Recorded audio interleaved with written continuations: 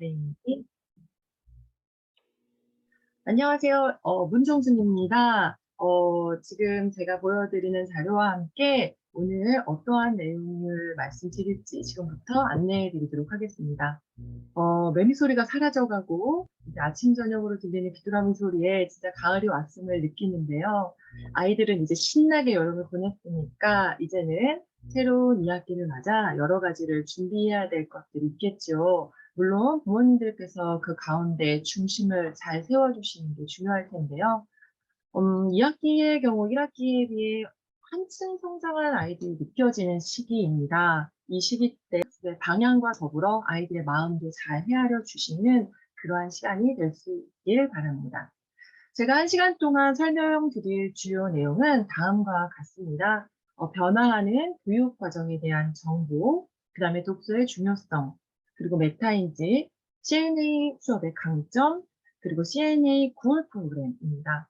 설명을 들으시는 가운데 궁금하신 부분이 생기면 채팅창에 글을 남겨주세요. 제가 설명회가 끝난 후 정성껏 도와드리도록 하겠습니다.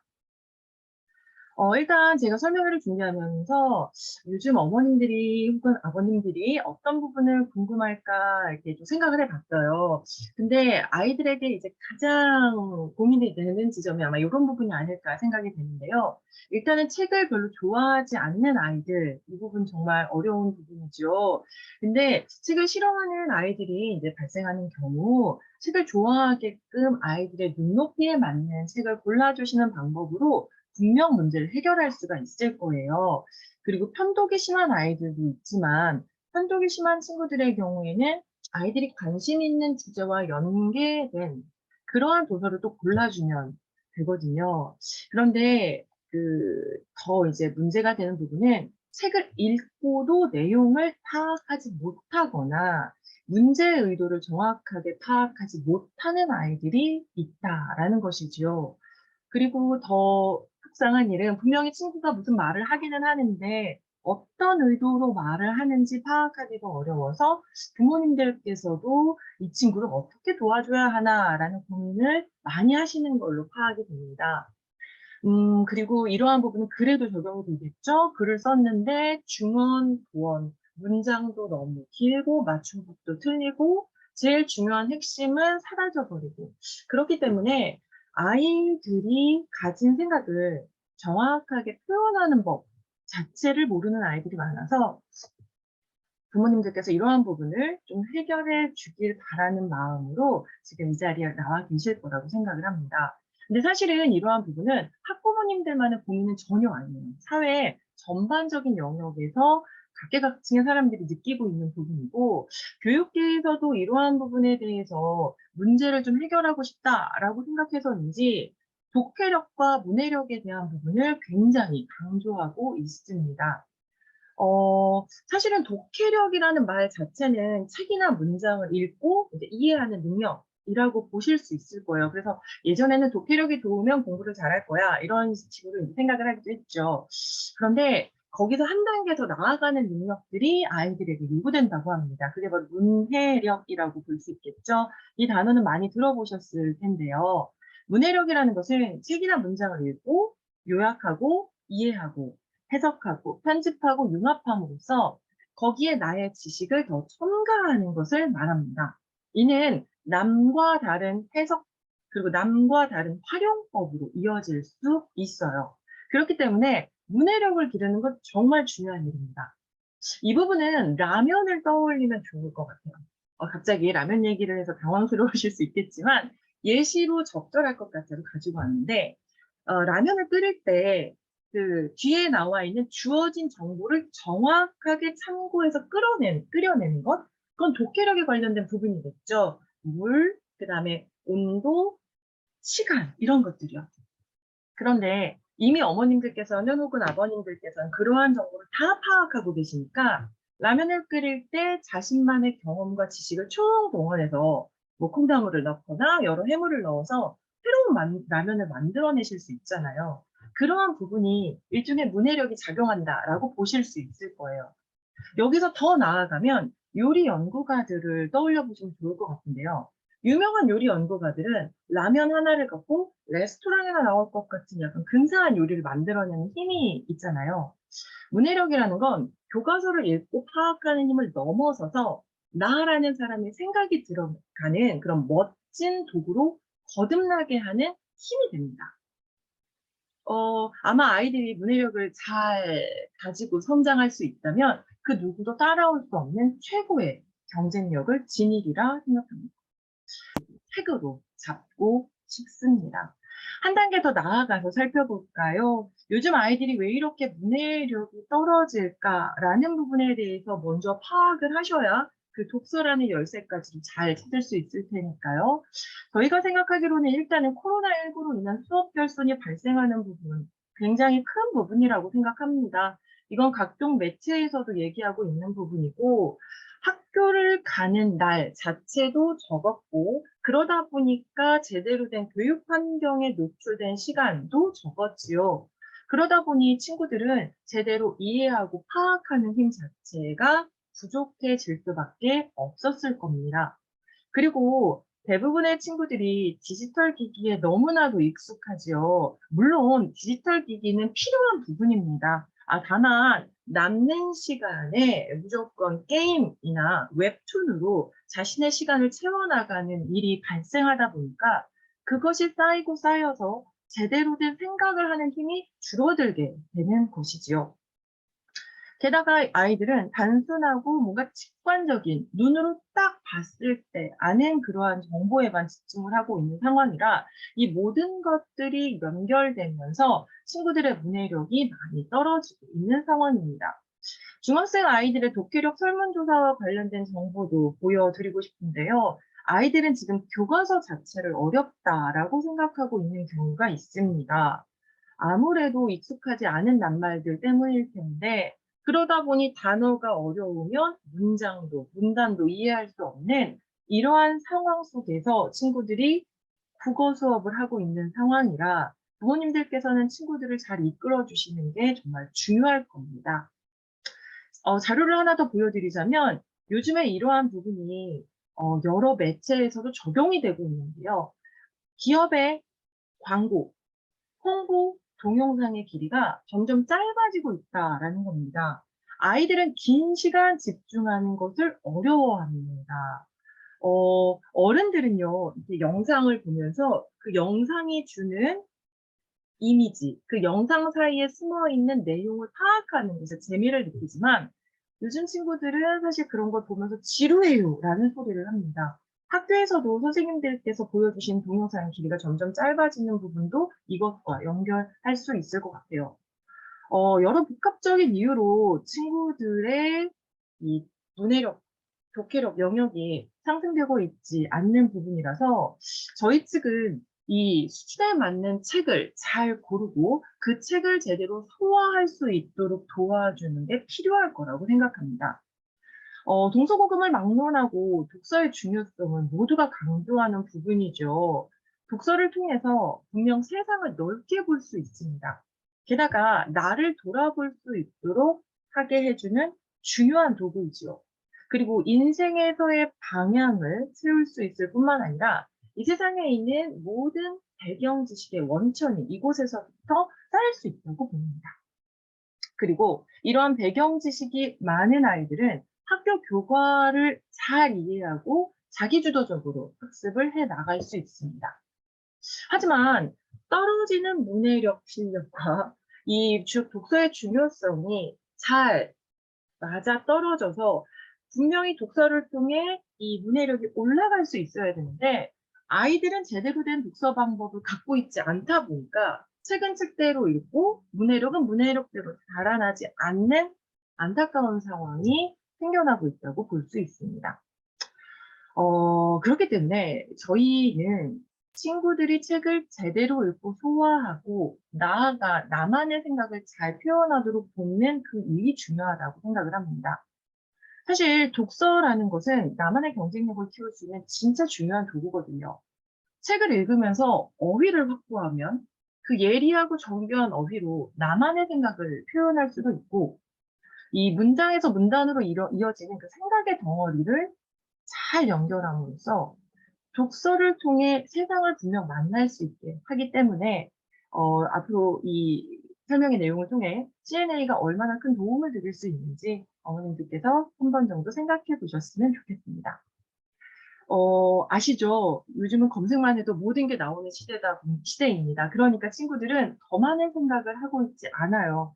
그렇기 때문에 이게 왜 중요한지를 알려주고 스스로가 학습의 중심이 되도록 도와주는 일이 필요할 거라고 생각을 합니다. 자, 그러면 일단 전반적으로 아이들이 현재 문해력과 관련된 내용, 그다음에 독서의 중요성 말씀드렸는데요. 여기에 한 가지 더 중요한 내용을 말씀드리고자 합니다. 변화하는 교육 과정에 대한 내용이에요. 어머님들께서 잘 듣고 학생들에게 전달해 주시길 부탁드립니다. 일단 작년 겨울에 그 2022년 개정 교육 과정이 이제 예고될 거다, 발표될 거다라고 이야기가 나와 있었지요.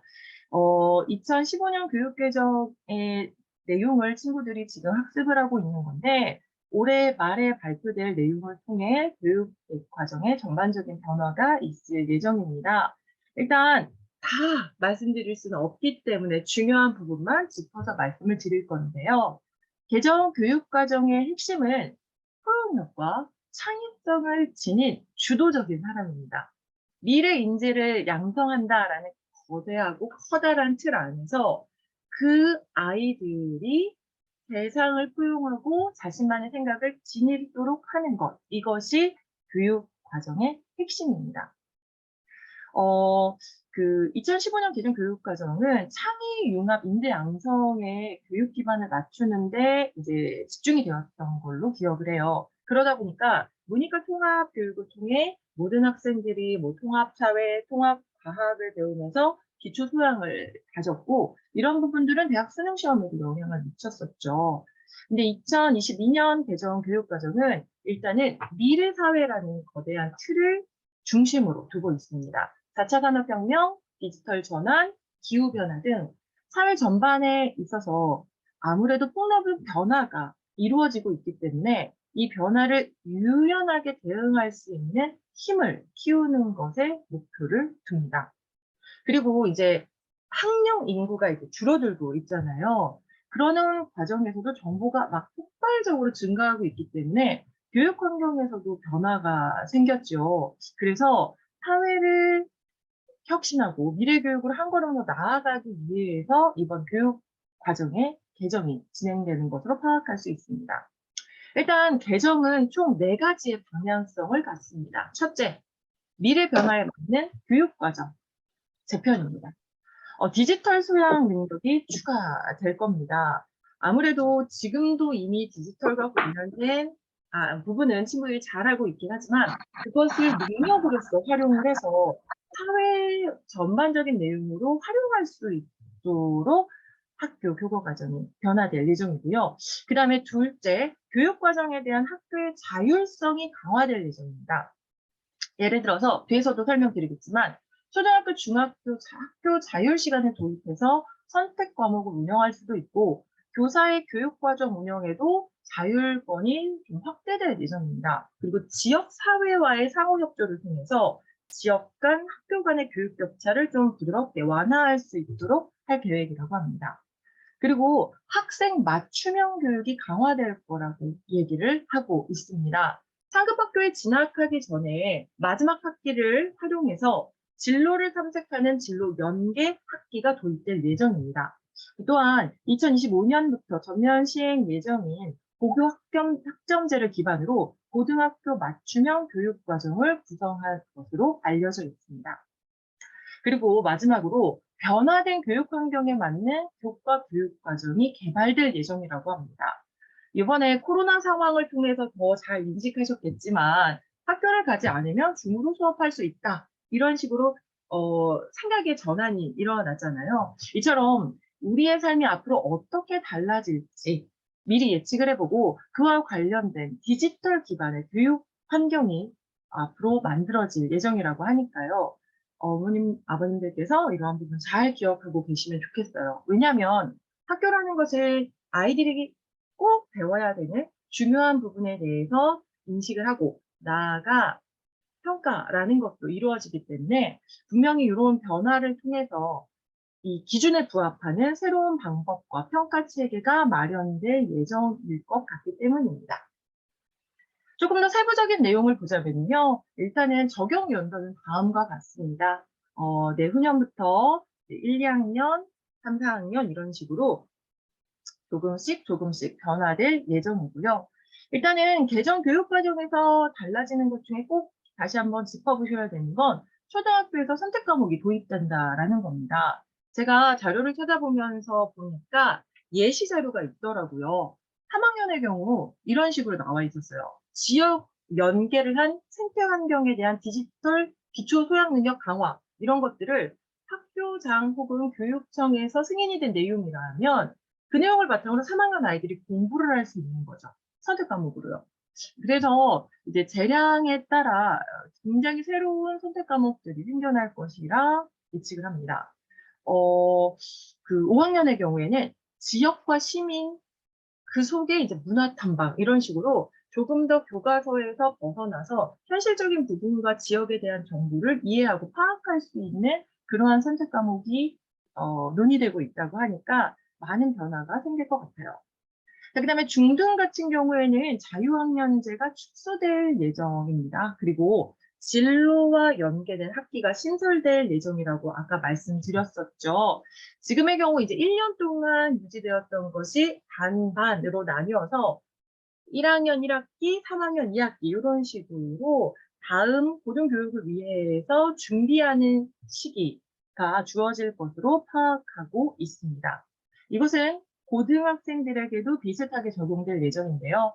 고등학교 1학년 때 진로 집중학기가 만약에 생긴다면 고3 수능 이후로는 대학 생활의 이해, 대학의 선의서 과목, 사회 진출 관련된 내용들을 학습할 수 있기 때문에 앞으로 변화되는 내용에 관심을 가져주십시오. 이 외에도 여기에는 지금 제가 써놓진 않았는데 생태, 민주, 시민교육 부분도 강화될 예정이라고 합니다. 국, 영수, 주요 교과에 대한 내용은 일부 축소되고요.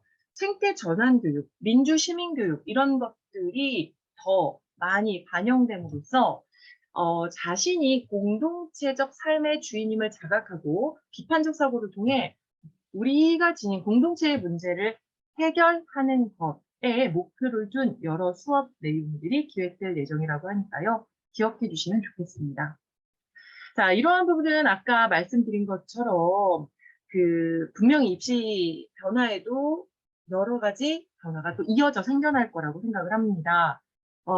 나와 있는 자료에서만 제가 파악하기로는 비판적 사고력, 창의력 등 미래 역량을 함량하는 그런 내용들이 과정 중심의 평가로 강화할 예정 계획이라고 해요. 그렇기 때문에 저희의 아이들은 꼭 준비를 해야 되는 부분들이 있을 것 같습니다. 변화되는 이런 개정 교육 과정에서도 이 세 가지만 잘 준비해 두면 크게 걱정은 없을 것 같아요. 첫 번째, 아까 강조드린 문해력입니다. 문해력은 필수라고 볼 수밖에 없겠죠. 모든 학습의 근본이고요. 서술 논술형 평가가 확대될 것으로 예상을 하니까 제대로 읽고 제대로 해석해서 재정리하는 능력까지 꼭 지닐 수 있도록 도움을 주셔야 될 겁니다. 그 다음에 두 번째, 학습에 대한 자기주도성입니다. 제가 아이들을 보았을 때 가장 잘 안 되는 부분이었다고 생각을 해요. 초등 과정의 경우 학습의 주도성을 부모님께서 갖고 계시지요. 아무래도 너 이거 했어? 이거 몇 페이지 풀었어? 이런 식으로요. 물론 초등 과정에는 필요합니다. 하지만 초등 고학년을 준비하는 4학년 이후부터는 자기에 대한 주도성을 갖고 학습을 어떻게 해 나갈 것인가에 대한 부분을 본인이 연습을 해야 될 겁니다. 때로는 실패할 수도 있고 넘어질 수도 있겠지만 자신이 무엇을 하고 싶은지를 알아야 그 부분에 대해서 깊이 있게 파악할 수 있습니다. 현대의 아이들은 수동적인 인간으로서 주어진 지시사항만 하는 그런 형태의 아이들은 아니죠. 그런 시대가 아니기 때문에 내가 뭘 하고 싶고 무엇을 하고 싶은지 나에게 주어진 삶의 문제를 하나하나 해결하며 성장할 수 있도록 이 자기주도성을 갖추도록 해 주십시오. 자, 그다음에 여러 경험만큼 좋은 건 없습니다. 이 다양한 경험이요. 여행이나 체험학습과 같은 그런 직접적인 체험은 나의 공부와 나의 인생, 나의 진로에 대해서 고민하도록 도와줄 것이고, 간접적인 영상 시청이나 독서 활동은 시간과 공간의 제약 없이 여러 분야를 경험할 수 있도록 하게 할 테니까요. 친구들은 사고력, 통찰력, 공감 능력을 포함한 여러 능력들을 지니고 문제 해결 능력의 향상에도 큰 도움을 줄 것입니다. 여기 아래에는 제가 민트색으로 미래 인재의 핵심 요소도 기록해 두었는데요. 사실은 그 개정 교육과정 안에서도 이러한 부분을 지속적으로 강조하고 있는 겁니다. 학습자들이 디지털 시대로 전환되는 과정에서 미래 사회의 변화에도 적극적으로 대응할 수 있는 그런 중심이 되는 주도적인 인간으로 성장할 수 있도록 여러 변화 잘 살펴봐 주십시오. 사실 이러한 변화를 들으면 많은 부모님들께서는 걱정부터 하십니다. 하지만 제가 생각하기로는 걱정보다 중요한 건 우리의 아이죠. 아이를 믿고 올바른 학습 방법과 태도를 잘 지키고 준비하게 된다면 그 어떤 바람에도 흔들리지 않고 아이들은 중심을 잘 잡아갈 것이라 믿습니다. 자, 그 문제를 해결하기 위해서 제가 아까 책이 중요하다고 말씀드렸는데요. 그런 의미에서 제가 잠시 하나의 활동을 해보도록 하겠습니다. 그, 앞에 지금 굉장히 중요한 무거운 내용들을 하지만 이 뇌에 정보와 기억과 지식이 쌓이도록 하기 위해서는 조금의 노력과 불편한 행동들이 수반돼야 되는데요. 아이들은 그러한 부분을 하지 않고 공부한 것에 비해 결과가 잘 나오지 않았다고 투덜투덜 됩니다. 자, 이쯤에서 다시 한번 짚어드립니다. 메타인지란 이게 무엇이냐면요. 스스로 내가 무엇을 아는지 모르는지에 대한 정보입니다. 쉽게 말하면 내가 얼마나 아는지에 대해서 인지하는 것이에요. 그렇기 때문에 방금 영상에서 본 것처럼 내가 5개를 기억할 수 있을 것 같은데 5개를 맞춘 건 자기 자신에 대해서 정말 잘 아는 겁니다. 그런 분들은 평소 생활에 있어서도 큰 실수가 없어요. 내가 할 수 있는 일과 할 수 없는 일을 구별할 수 있거든요. 그리고 할 수 없는 부분이 발생했다면 그것을 보완하기 위해 노력할 테니까요. 하지만 메타인지 능력이 높지 않으면 이 세상에 있는 걸 다 할 수 있을 것 같습니다. 다 할 수 있을 것 같은데 못하죠. 왜냐하면 자기 자신을 잘 모르기 때문입니다. 어, 이러한, 여보세요? 네. 이러한 부분에 대해서는 아이들이 메타인지 능력이 대부분 높지 않기 때문에 어떻게 하면 길러줄 수 있을까에 집중을 해주시면 좋을 것 같아요. 아까 드린 말씀처럼 뇌는 스트레스 받는 걸 굉장히 싫어하기 때문에 사실은 단어를 외우거나 스스로 막 자기 자신에게 얘기하면 되게 귀찮아하고 불편해요. 그래서 음. 대부분의 아이들은 눈으로 뭔가를 읽으면서 반복 읽기를 선호해요. 하지만 그 지식은 죄송합니다만 가짜 지식이 될 확률이 높죠. 진짜 지식, 메타인지력이 반영된 그러한 지식이 되도록 하기 위해서는 일단은 스스로 공부한 걸 메모하는 습관이 제일 중요합니다. 예를 들어 독서를 하더라도 책을 읽고 나서 일종의 마인드맵을 해본다든지 아니면 책과 관련된 독서록을 써본다든지 이런 소소한 활동이 친구들의 메타인지 능력을 향상시킬 겁니다. 또한 두 번째, 내가 이것을 알고 있는지에 대한 셀프 테스트. 정말 중요한 부분입니다. 사실 IQ가 남들보다 월등히 뛰어나지 않는 한 대부분의 사람들은 비슷합니다. 그런데 그 비슷한 사람들 중에서도 학습 능력이 좋은 사람들은 이 셀프 테스트를 굉장히 많이 하는 사람들이요. 혼자 중얼중얼거리면서 자기가 이걸 아는지 모르는지 확인하려고 하는 사람들, 그런 분들은 자신의 지식으로 만들어 나갈 확률이 높죠. 그렇게 자기를 잘 알면 이 세상에 있는 문제들을 해결할 때도 잘 적용하고 이해할 수 있을 테니까요. 자, 그다음 세 번째로는 이 메타인지력을 높이기 위해서는 모르는 것을 보완하기 위한 탐구 노트가 굉장히 중요합니다. 더 알아보고 더 확장하고 더 생각하는 것. 이런 부분들에 대한 내용들이 쌓이게 되면 아이들은 장기 기억으로 생각이 전환될 수 있을 거예요. 이런 메타인지력은 사실 문해력 향상에도 커다란 도움을 주기 때문에 저희 CNA는 기본적인 문해력과 더불어 메타인지 능력을 높이기 위한 여러 가지 수업 방식을 기획해 진행하고 있습니다. 자, 그럼 지금부터는 CNA에 대한 내용 말씀드리도록 하겠습니다.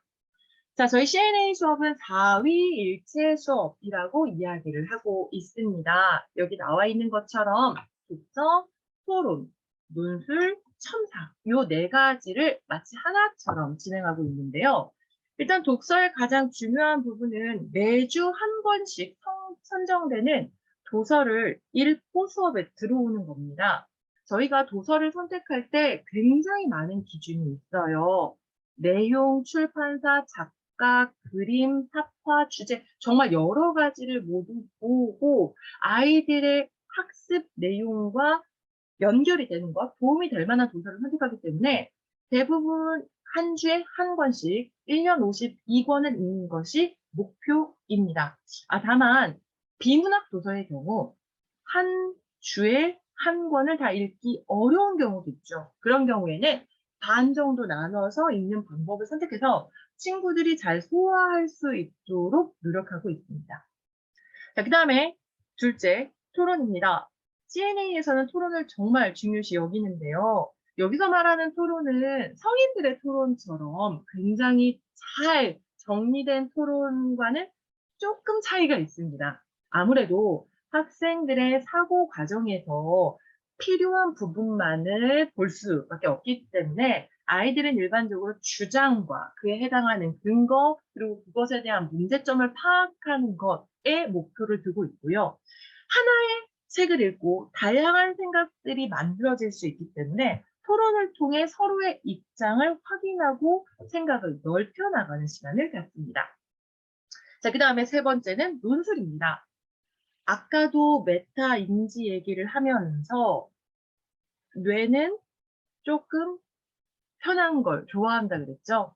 그렇기 때문에 논술이라는 활동을 통해서 조금 뇌에 스트레스를 줄 겁니다. 하지만 이런 학습의 핵심, 메타인지의 핵심은 인출을 통해서 끄집어냄으로써 자기 것도 확인할 수 있는 것이기 때문에 논술을 통해 친구들이 갖고 있는 생각을 정리하고 표현하고 드러내는 것을 목표로 둡니다. 그리고는 선생님과 1대1 대면 첨삭을 통해 아이들이 갖고 있는 장점과 혹은 보완할 사항들을 확인하는 그러한 시간을 갖습니다. 참고로 논술에 대해서 먼저 말씀을 좀 드리자면, 이제 논술과 첨삭을 이어서 말씀을 드리자면, 아이들이 이제 글을 쓰고 선생님한테 가지고 와요. 1대1로 선생님 책상에서 선생님이 이렇게 아이들의 글을 하나하나 보면서 체크를 해주는데요. 이러한 부분은 제가 뒤에서 예시 자료로 보여드리도록 하겠습니다. 자, 이런 CNA식 다위일체 수업이 완벽하게 되기 위해서는 노력이 필요합니다. 책만 읽고 딱 오는 것으로 완성되지는 않아요. 그래서 저희는 워크북이라는 것을 아이들에게 할 수 있도록 준비 시간을 줍니다. 제가 제목을 붙일 때 완벽한 학습을 위한 준비 이렇게 붙였는데요. CNA 수업에서는 가정학습 50%, 학원학습 50% 이렇게 이어진다고 봐주시면 되겠습니다. 이게 가정학습에 해당하는 것이 1. 도서 읽기, 2. 워크북이고요. 학원학습에 해당되는 것이 집에서 준비해온 워크북에 대한 내용 확인, 그 다음에 그것과 관련된 교사의 추가 질문, 그리고 학생들의 토의 토론, 논술, 첨삭 이런 식으로 이어지기 때문에 어머님들께서 미리 알고 계셔야 할 겁니다. 저희는 몸만 와서 수업할 수는 없습니다. 아이들이 치열하게 생각하고 준비해 와서 즐겁게 학원에서 얘기하고 표현할 수 있도록 하는 것이 목표이기 때문입니다. 그래야 독해력, 문해력, 메타인지 능력이 길러질 테니까요. 자, 그러면 워크북을 잠시 보여드리는 것도 방법이 될 것 같아서요. 이 전학년을 보여드릴 수는 없고 3학년과 5학년 워크북 잠시 보여드리면서 이야기를 진행하겠습니다.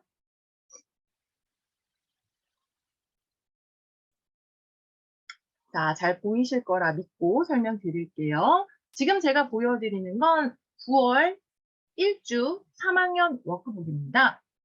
저희가 이제 워크북을 구성할 때 매달 정해진 주제가 있는데요. 그 주제에 맞는 도서를 선택을 해서 요런 식으로 자신이 읽고 난 정보를 정리할 수 있도록 독서 노트를 구성해 두었고요.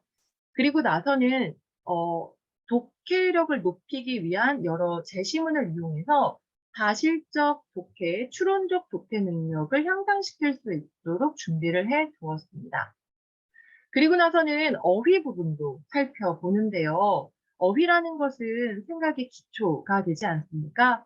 그런데 아까도 말씀드렸는데 친구들이 어휘 참 어려워하잖아요. 그래서 일단 한자어, 낯선 단어를 중심으로 이렇게 공부를 하고 학원에서는 친구들이 해온 걸 답만 확인하는 것이 아니라 이러한 단어가 어떤 데에 활용될 수 있는지도 추가 질문을 통해서 내용을 정리하고 있습니다.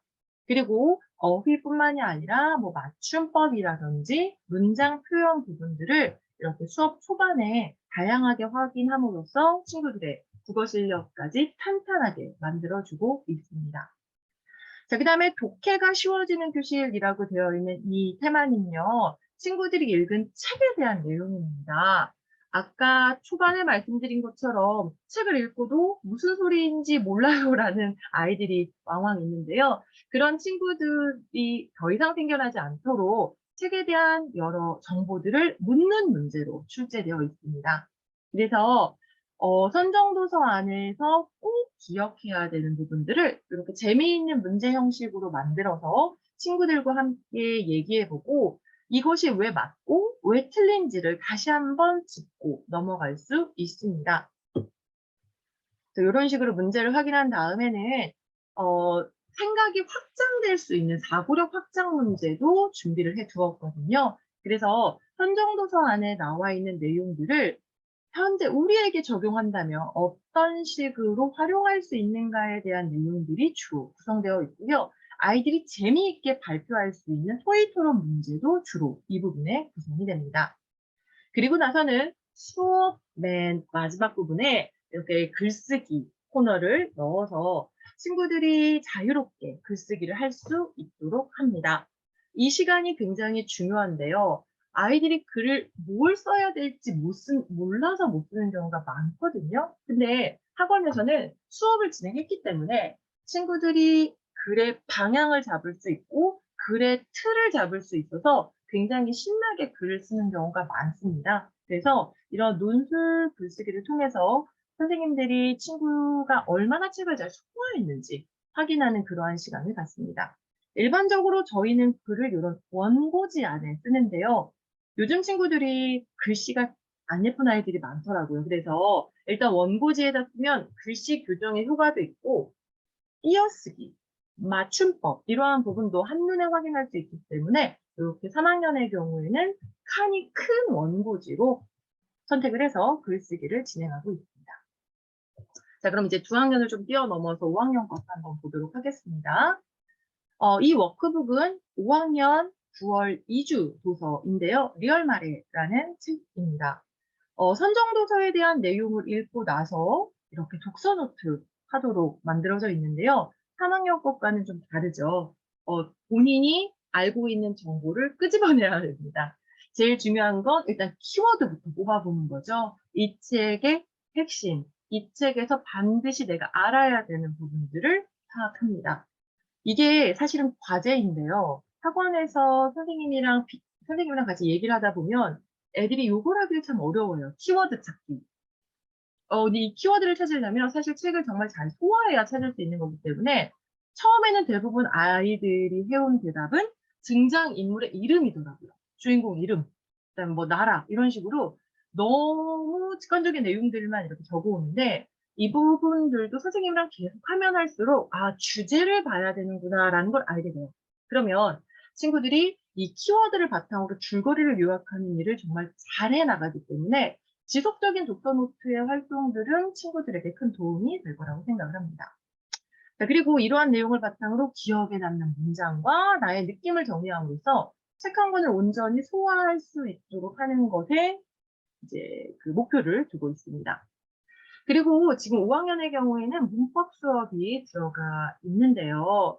친구들이 이제 우리말을 제대로 사용할 수 있도록 명사, 대명사, 수사, 동사, 형용사에 대한 기초적인 학습을 진행할 예정입니다. 영어 학원에서는 너무나도 익숙하게 들었던 말이지만 사실 우리 수업 시간 혹은 우리 국어 시간에는 잘 다루어지지 않았던 부분이기 때문에 5학년 2학기 정도면 이러한 부분을 잘 알고 넘어갈 수 있으리라 믿고 배치해 두었으니까 관심 있으신 어머님들께서는 확인해 주시면 좋겠습니다. 자, 그리고 5학년에서도 독해 파트 진행되어 있는데요. 아까 말씀드린 것처럼 독해도 사실적인 독해, 그러니까 내용을 잘 확인하는 것과 추론적인 독해, 숨어있는 의미를 파악하는 힘, 이 두 가지를 기르는 게 아이들에게 제일 중요한 부분이거든요. 그래서 이러한 제시문을 읽고 일치하지 않는 것, 이 글 안에서의 공통점과 차이점, 이러한 내용들을 파악함으로써 짧은 글이라도 정확하게 읽고 넘어갈 수 있도록 지도하고 있습니다. 보통 학원에서는 이러한 부분 선생님이랑 같이 읽으면서 키워드 다시 찾아보고 중심 내용 찾아보고 이런 식으로 독해하는 방법을 알아보는 것에도 목표가 있다는 거 기억해 주시면 됩니다. 자, 그다음에 고학년에도 어휘 문제 출제되는데요. 잘 알고 계시겠지만 한자 부분이 계속 나오지요. 그리고 이것을 어떻게 활용할 것인지에 대한 내용까지도 나와 있어서 이 단어를 제대로 소화하고 학원에서 선생님과 유의어와 반의어를 찾아본다든지 이걸 이용해서 새로운 짧은 글을 지어본다든지 이러한 작은 활동으로 어휘를 완전히 완벽하게 소화할 수 있도록 하고 있습니다. 그리고 고학년부터는 한자성어가 이렇게 배치되어 있는데요. 보통 5학년의 경우, 5학년의 경우에 4개 정도, 그 다음에 6학년의 경우에는 5개 정도 이렇게 학습하도록 저희가 기획을 해 두었습니다. 그래서 1년 동안 겹치지 않도록 여러 가지 고사성어들을 준비해 놓고 각각의 배치를 하는데 이 한자성어를 친구들이 참 어려워하기는 해요. 하지만 이러한 의미를 파악하여서 문단 안에서 제대로 된 활용을 할 수 있기 때문에 지속적으로 공부를 해 나갈 예정입니다. 자, 그다음에 독서라고 되어 있는 부분은 선정도서에 대한 내용입니다. 책을 얼마나 잘 읽었는지에 대한 거라서 책을 띄엄띄엄 읽은 친구들은 문제 풀기가 어렵겠죠. 그래서 제대로 된 내용 확인을 이 부분에서 진행을 하고요. 그다음에 토론이라고 되어 있는 부분은 이제 학원에 와서 선생님이랑 이야기 나누고 토론하는 겁니다. 예시문 한번 보여드릴게요. 자, 요런 식으로요. 그래서 찬성 측과 반대 측을 선생님들이 미리 준비해서 제시를 합니다. 그러면 친구들은 이걸 읽고 이 주제가 찬성과 반대로 나뉘었을 때 어떤 의견들이 나올 수 있는지 사전 조사를 하도록 합니다. 물론 친구들은 한쪽 입장에 치우칠 수도 있지만 숙제 자체는 양쪽을 다 준비해 옴으로써 토론할 때 이러한 내용들이 나올 수 있구나라는 걸 인식하는 데 있습니다. 여기까지가 과제이고요. 이 내용 다음 토론 일지 부분은 학원에 와서 직접 토론을 하는 방식을 취하고 있습니다. 토론을 할 때 아이들이 특정 아이만 발언을 할까 봐 어머님, 아버님들께서 걱정 많으신데요. 그렇지는 않습니다. 저희가 뒤에서도 말씀드리겠지만 토론을 세대 방식으로 진행을 하면서 입론, 교재조사, 반박, 추정변론 이런 식으로 아이들이 각각의 역할을 맡아 진행할 수 있도록 구성을 해 주었으니까요. 기억해 주시면 좋을 것 같고요. 그다음 마지막 부분은 앞서 드린 말씀처럼 글의 내용을 정리하는 논술입니다. 여러 가지 유형의 글쓰기가 나오게 되는데요.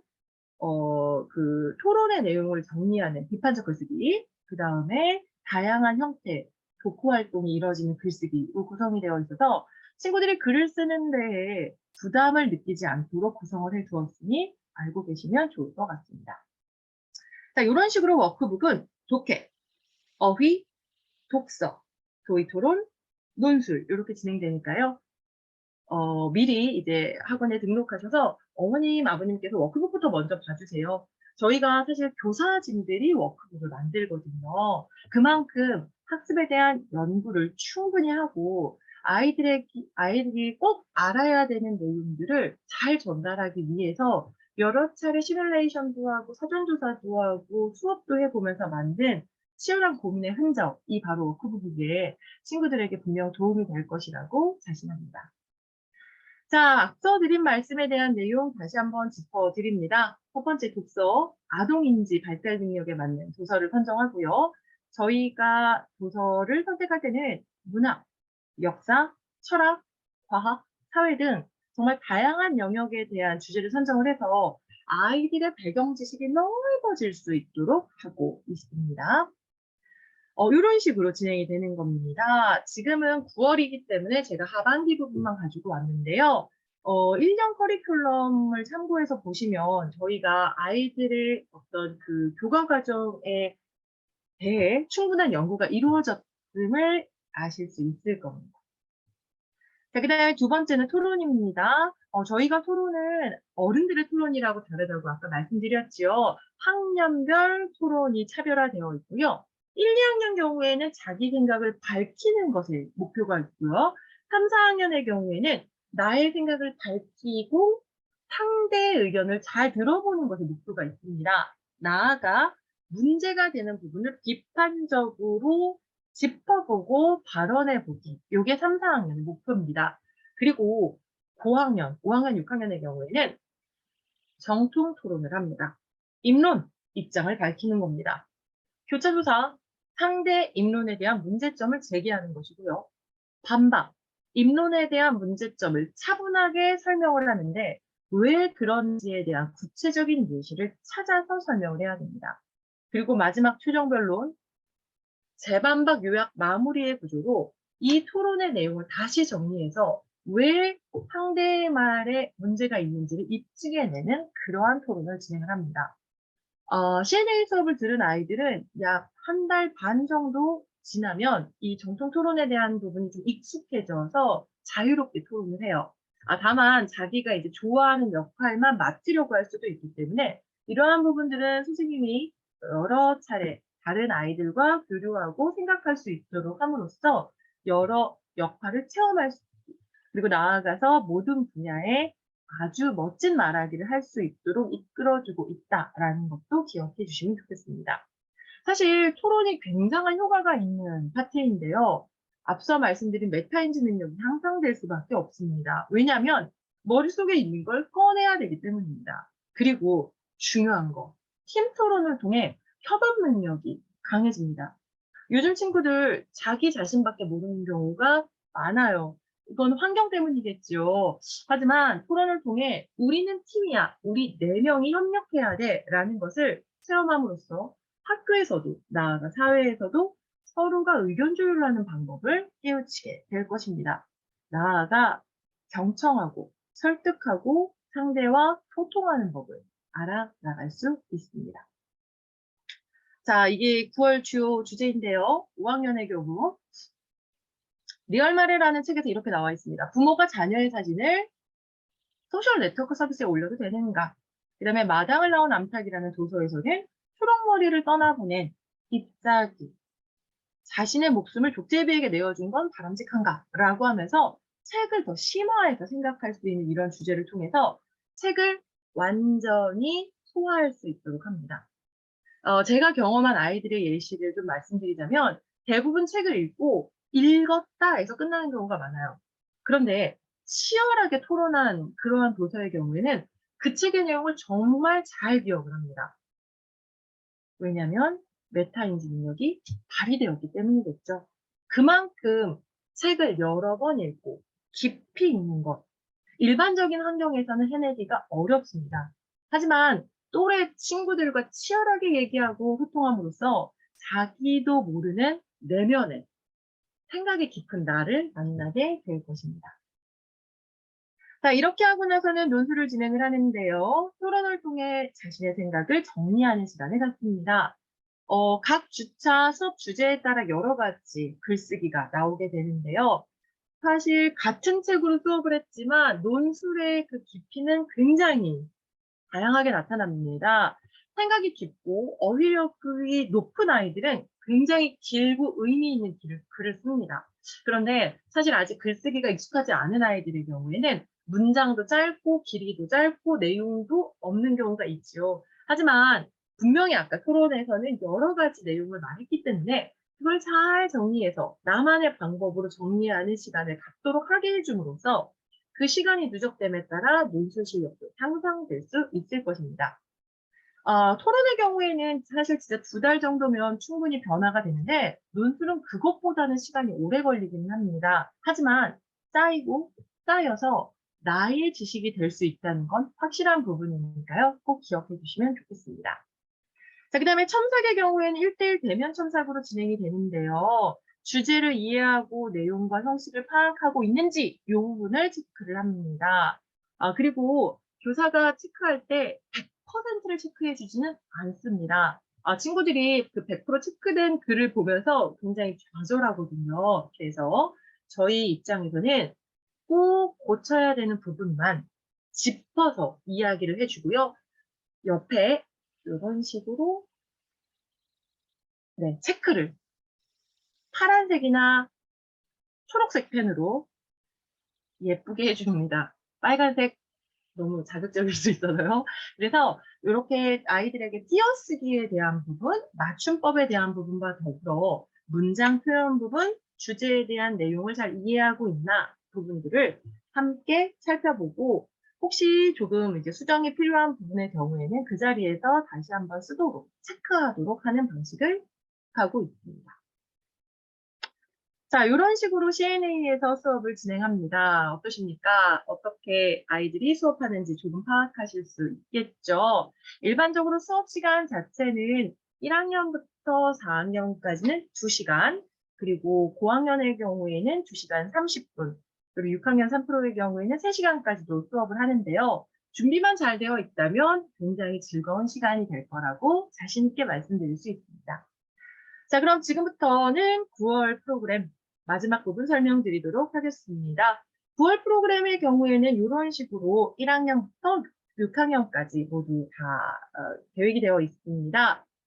책을 보면서 좀 더 설명을 드리면 좋을 것 같아서 이렇게 준비를 했는데요. 지금 이제 계시는 어머님, 아버님들께서 몇 학년일지는 정확하게 모르겠지만 중학년 이후로 제가 일단 설명드리도록 하겠습니다. 3학년 9월 프로그램은 10살에 만나는 사회라는 테마입니다. 그래서 초등 3, 4학년 사회교과에서 다룬 여러 사회교과 지식을 넓힐 수 있는 도서들을 선택을 했고요. 예를 들어서 뭐 도시와 촌락의 특징, 그다음에 다양한 가족의 형태, 그리고 우리나라의 명절의 절기, 유래, 하는 일 이런 것들을 살펴보면서 사회의 개념을 익히고 세상을 넓게 바라보는 태도를 지닐 수 있습니다. 그래서 지금 여기 나와 있는 도서를 선택을 했고요. 그 다음에 그 4학년 9월 프로그램은 생각발전소라고 해서 문학 도서를 읽게 될 예정입니다. 문학 작품은 내가 있는 공간이 아닌 새로운 공간으로 갈 수 있는 굉장한 지름길이 되지요. 그래서 나가 아니라 너와 우리를 이해할 수 있는 여러 경험을 할 수 있을 것입니다. 더불어 다양한 문화에 대한 이해를 듣고 더불어 함께 사는 삶의 가치를 배울 수 있는 그러한 시간이 될 거라 믿습니다. 5학년 역시 문학입니다. 9월부터 10월까지 2개월 동안 문학 작품을 깊게 감상하는 시간을 갖게 될 건데요. 9월에는 한국 문학, 10월에는 세계 문학을 중심으로 문학과 사회의 내용을 접목시켜서 폭넓은 이해와 더불어 세상을 넓게 보는 통찰력까지 지닐 수 있도록 구성을 했습니다. 그리고 5학년의 경우에는 1학기 때 토론과 글쓰기에 대한 부분이 충분히 강화되었다고 믿기 때문에요. 기존의 독서 수업 외에 문법 수업이 더해집니다. 그래서 고학년에게 필요한 언어를 이루는 형식, 양식 이런 것들을 깨닫게 하여서 올바른 문장 표현의 기초를 탄탄하게 다질 수 있습니다. 그리고 6학년의 경우에는 9월 베스트 컬렉션 3를 진행하게 될 겁니다. 지금 아이들이 소설에 대해서 배우고 있는데요. 다양한 문학 작품을 접하기 위해 수필, 시 영역에 대해서 배워나갈 겁니다. 작가가 자신의 생각을 그리고 자신의 느낌을 독자에게 잘 전달하기 위해 어떻게 표현했는지 살펴보면서 문학의 기본 갈래나 기본 개념을 익힐 수 있도록 하고 나아가 문학 감상 능력이 향상될 수 있도록 구성을 해 두었습니다. 그리고 베스트 컬렉션 3에서는요, 그 다양한 활동 수업이 추가됩니다. 그래서 중등 수행 평가에 미리 대비할 수 있을 것입니다. 자, 이렇게 해서 9월 내용까지 말씀드렸습니다. 각 분원의 부원장님들 그리고 상담 실장님들과 미리 이야기 나눠보시고요. 아이들이 수업 준비를 충실히 할 수 있도록 어머님들께서 준비 안내 부탁드립니다. 저는 모든 아이들이 다 잘해낼 거라고 믿습니다. 다만 아이들에게 필요한 건 시간이겠죠. CNA에서는 그러한 시간을 제대로 쓸 수 있도록 도와줄 수 있을 것 같아요. 좋은 친구, 그리고 좋은 선생님이 있는 그곳에서 더 나은 멋진 생각을 하는 아이가 될 거라 믿습니다. 네, 지금까지 이야기 들어주셔서 감사합니다. 오늘도 아이들의 마음과 생각을 나누는 행복한 하루가 되십시오. 감사합니다.